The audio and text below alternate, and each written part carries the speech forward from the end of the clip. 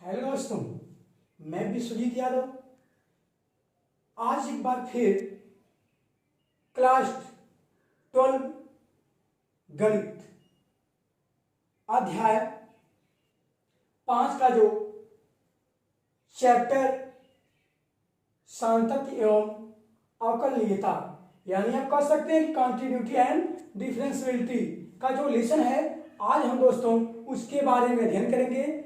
यह लेसन बहुत ही इंपॉर्टेंट है।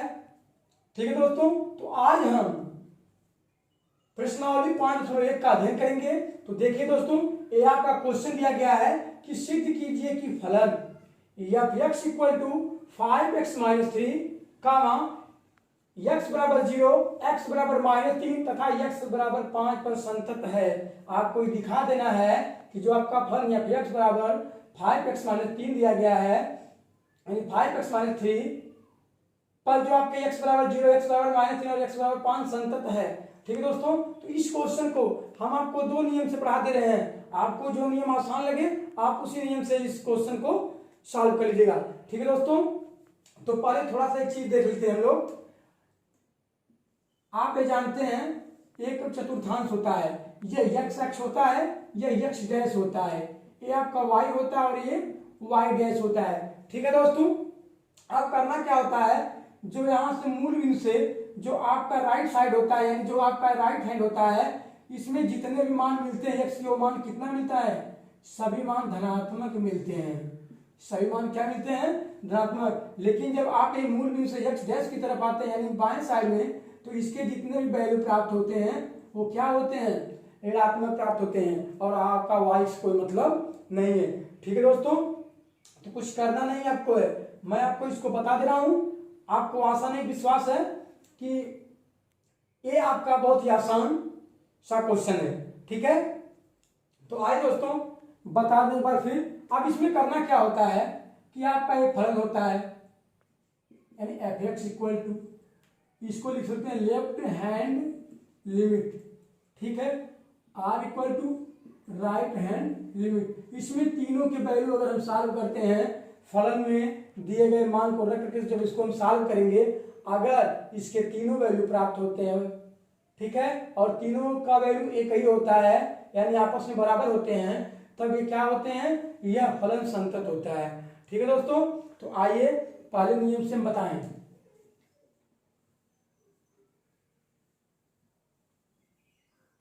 अब आपका दोस्तों पहला क्वेश्चन दिया गया है, यानी नियम नंबर 1 से देख लीजिए। रूल नंबर 1, आपका क्वेश्चन दिया गया है कि f(x) यानी फलन क्या दिया गया है, f(x = 5x-3) दिया गया है। पहले हम 1/n लगाते हैं। अब आपको करना क्या है, यानी x बराबर 0 पर आपको फलन सॉल्व करना है। अब देखिए यहाँ क्या लिखेंगे, यानी जहां रहेगा x वहां रखेंगे 0, तो यानी f(0 = 5 × 0 -3), तो f(0) का वैल्यू कितना आ गया, -3, क्योंकि इसका वैल्यू जो गुणा करेंगे तो 0 हो जाएगा। ठीक है दोस्तों, अब हमें करना क्या है, लेफ्ट हैंड लिमिट के अनुसार लगाना है, यानी ठीक है। अब हमें करना क्या है, लेफ्ट हैंड लिमिट में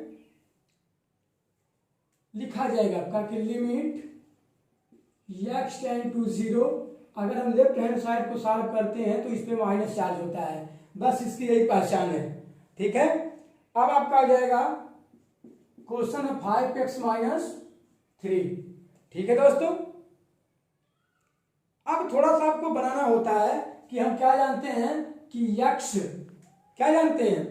x बराबर 0 - h कर लीजिए, यही आपका होता है x - 0 - h, यानी इसके मान में आपको x डैश का जो वैल्यू प्राप्त होता है h घटाना पड़ता है। अब हम क्या करेंगे, पक्षांतर करते हैं। क्या करते हैं, जब पक्षांतर करेंगे और हमें जानते हैं कि x का वैल्यू को कितना रखना, 0, तो जब यहाँ 0 बराबर 0 - h करेंगे तो इसका मतलब h का हमको वैल्यू कितना प्राप्त हो गया, 0 प्राप्त हो गया। क्या प्राप्त हो गया, 0 प्राप्त हो गया।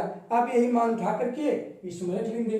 अब आपका लगेगा लिमिट x → क्या चीज, लिमिट x → 0, क्या लगेगा आपका जीरो हो जाएगा। क्या हो जाएगा? जीरो हो जाएगा। आपका हो जाएगा 5 एक्स का वैल्यू आप कितना माने हैं? देखिए जीरो माइनस एच माने, जीरो माइनस एच क्या माने हैं आप? जीरो माइनस एच कोष्ठक बंद -3। यहां से आपको समझने की जरूरत है। यहाँ हमने क्या माना है कि x बराबर जीरो माइनस क्या माना है? एच। तो जहां रहेगा x वहां रखेंगे ना। देखिए 5 इंटू एक्स की जगह पे जीरो माइनस एच -3। ठीक है। अब हमें करना क्या है? क्वेश्चन को सॉल्व करेंगे।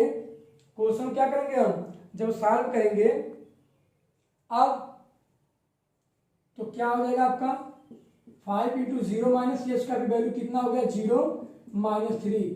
ये आपका क्या हो जाएगा? जीरो आपका आ जाएगा -3। यानी कितना आ गया आपका? लिमिट, चलिए आपका इसका वैल्यू क्या आ गया? -3। इसका वैल्यू कितना आ गया था? -3 आ गया था। चलिए राइट हैंड लिमिट से लगा लेते हैं।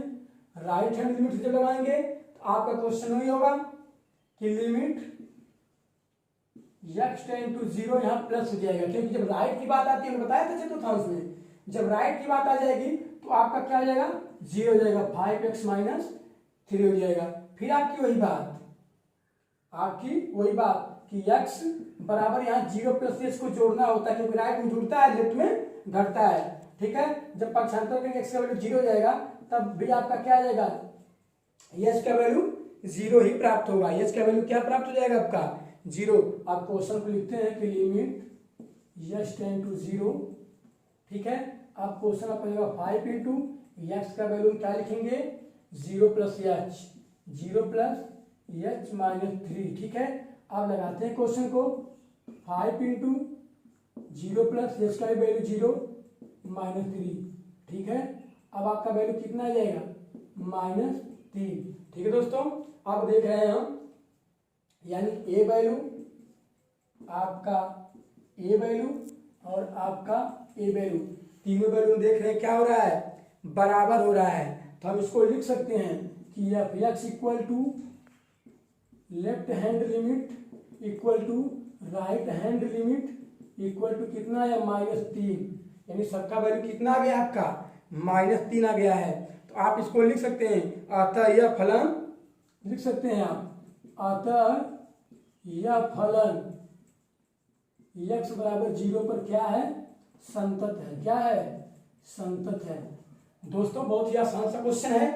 ठीक है दोस्तों, अब इसका हम दूसरा प्रोसेस है, यानी जो आपका जिसका नियम नंबर 2 है, अब उसके विषय में अध्ययन करेंगे।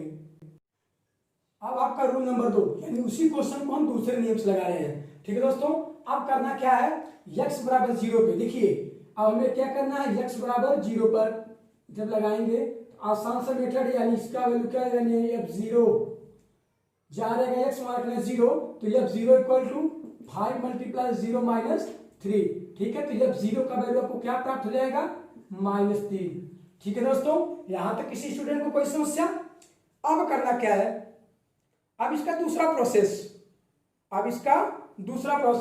क्या कि लिखा जाएगा आपका limit x tend to zero, f x equal to limit x tend to zero. आपका क्वेश्चन है 5x -3 है। यहां तक किसी कोई समस्या नहीं, हमने कुछ नहीं किया। आपका एफ एक्स हमने दोनों पक्षों को क्या ले लिया है? लिमिट ले लिया है। ठीक है दोस्तों, हमने दोनों पक्षों का limit x tend to zero ले लिया है। अब करना क्या है? कुछ नहीं करना आपको। अब हम जानते हैं कि limit x tend to zero, तो जहां रहेगा जीरो, मतलब जहां रहेगा x वहां लिख देना जीरो। तो 5 × 0 -3 इक्वल टू क्या आ जाएगा? -3। तो लिख सकते हैं, यानी limit x tend to zero, f x का वैल्यू कितना प्राप्त हो गया? -3। हम देख रहे हैं दोनों वैल्यू क्या आ रहे हैं? इक्वल आ रहे हैं। दोनों वैल्यू क्या आ रहे हैं? इक्वल आ रहे हैं। इसको हम लिख सकते हैं कि limit x tend to zero, f x equal to f x बराबर क्या आपका आया? -3। क्या आया है? -3। लिख सकते हैं, अतः x बराबर जीरो पर फलन क्या है? संतत है। फलन संतत है। तो डियर किसी स्टूडेंट को अगर कोई प्रॉब्लम होती है तो कमेंट में लिख करके जरूर भेजिएगा। ठीक है दोस्तों, अब आपने एक्स बराबर 0 पे लगा दिया है। अब डियर आपका दिया कि एक्स बराबर -3 पे क्वेश्चन को लगाना है। तो हम नियम नंबर 2 जो आपको बताएं, आपका छोटा बेस है और आसान सा दिख रहा है, आप इसको लगाते चले जाएंगे, ठीक है, जिसमें आपकी समय की क्या होगी, बचत होगी। आप देखेंगे क्या कि एक्स बराबर 3 पर, यानी एक्स बराबर -3 पर, तो अब करना क्या है कि एक्स यानी एक्स के -3 रखेंगे तो 5 मल्टीप्लाई -3 जब इसको सॉल्व करेंगे तो -15 -3 आर इक्वल टू -18, ये आपका हो गया एफ -3 का वैल्यू हो गया। ठीक है दोस्तों, अब लिमिट लिया जाएगा। अब लिखेंगे हम limit x tend to -3 f x. आपका क्वेश्चन हो जाएगा limit x tend to -3, question आपका है कि 5x माइनस क्या चीज 3।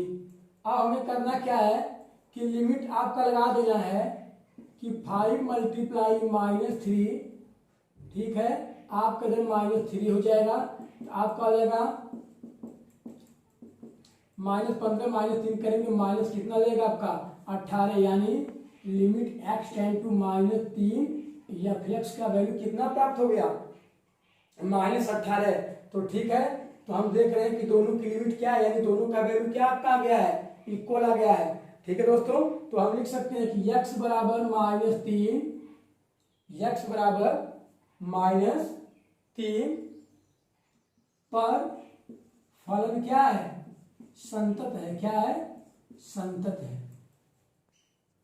ठीक है दोस्तों, तो आप इसी प्रकार आप इन क्वेश्चनों को क्या करेंगे, लगा लेंगे। आप इसी प्रकार आप लगा लेंगे कि x बराबर 5 पर संतत, x बराबर 5 पे संतत। तो आइए दोस्तों उस क्वेश्चन को भी लगा दिया जाए।